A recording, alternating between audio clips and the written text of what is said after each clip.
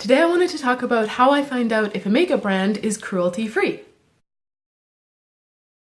So when I'm looking to find out if a particular brand is cruelty-free or not, there are a couple of places I check first. One of them is Cruelty-Free-Kitty. She maintains an amazing blog that is updated super frequently and has more brands than I've ever seen. And she goes through and lets you know if they're cruelty-free, if they're unknown, where she is in terms of contacting a company and what kind of responses she's had. And she also maintains a list of companies that do test on animals. I find Cruelty-Free-Kitty is one of my first stops when I'm looking to see if a brand is cruelty-free or not. So I want to give her a big shout out for all the work she does on maintaining her list. Another place I like to check is Logical Harmony because that list is curated and updated weekly by Tashina, so big ups to her for maintaining that list. It's super helpful. She also makes sure she points out if something is vegan or not, so that's really cool too. I usually feel that if I can find the brand on both Logical Harmony and Cruelty-Free-Kitty, that it's probably safe to go for. When I first started my journey, a place that I checked a lot was PETA's cruelty-free list. I know a lot of people don't like PETA, but I think they're pretty great because of all the organizations out there, they work the hardest at scaring companies into change, which I think is pretty badass. PETA's searchable database is called Beauty Without Bunnies, and I really like that when you search for a company that might be cruelty-free, it will tell you if that company is owned by a company that might test on animals. So for example, Urban Decay is in their list and listed as a cruelty-free company, but it also informs you that they're owned by L'Oreal, who does test on animals.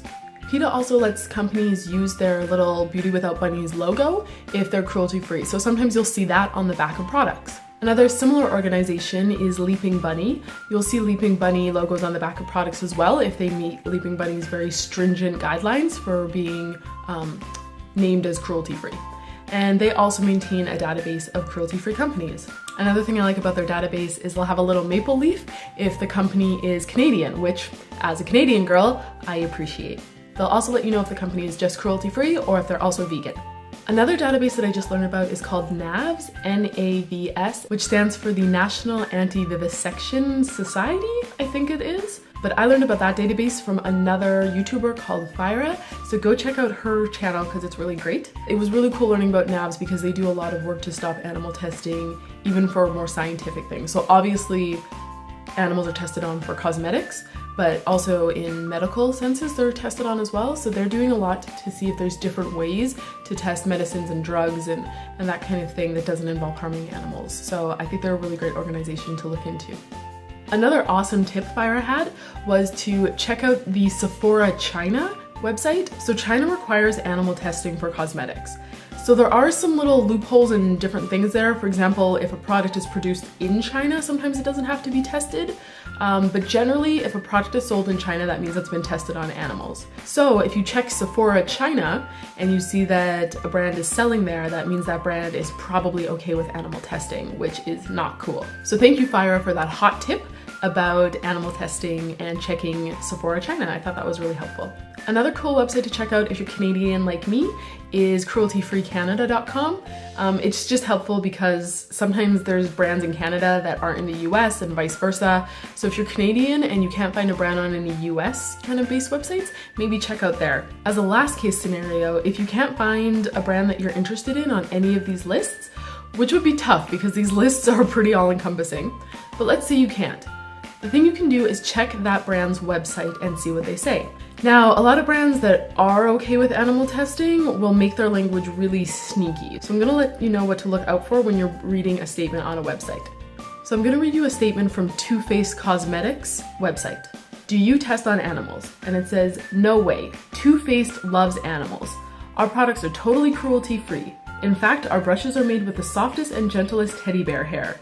So when you read a statement like that, you know a company is actually cruelty-free and will not test on animals. In comparison, here's what MAC has to say on their website. MAC does not test on animals and we never ask others to test for us.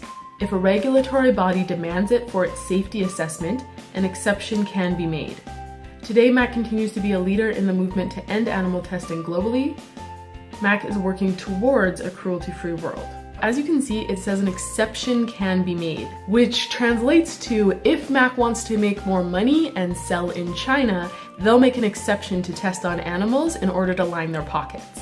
So whenever you see a description like that that says there's any sort of exception, an exception for a regulatory body, an exception because it is by law demanded, anything like that, you know that the company is saying that they will test if it means they can make an extra buck by selling somewhere that demands it. So that means that company is not cruelty-free. Don't get fooled. So you might be wondering, what about the brands that I love that aren't cruelty-free but are owned by companies like L'Oreal or Estee Lauder? There are a lot of companies in that situation, like Urban Decay or The Body Shop, who as a company don't test on animals, but are owned by someone who does test on animals. So what do you do in that situation? I've made the choice to continue to buy from those brands because I feel that by supporting them, we show the parent company that the brands they own that don't test on animals are just as viable and can make just as much money as some of their other brands that do test on animals. However, this is totally your choice. There's a lot of people who won't buy products that are even owned by a parent company that condones animal testing, and I think that's a great choice too. So I hope that information was helpful. If you have any questions, just leave them in the comments. I would love to answer them and help you on your cruelty-free journey. If you found this information helpful, please let me know by liking the video. And if you're feeling extra generous today, please subscribe so we can keep getting to know each other. Okay guys, thanks for watching and have a great day. Bye!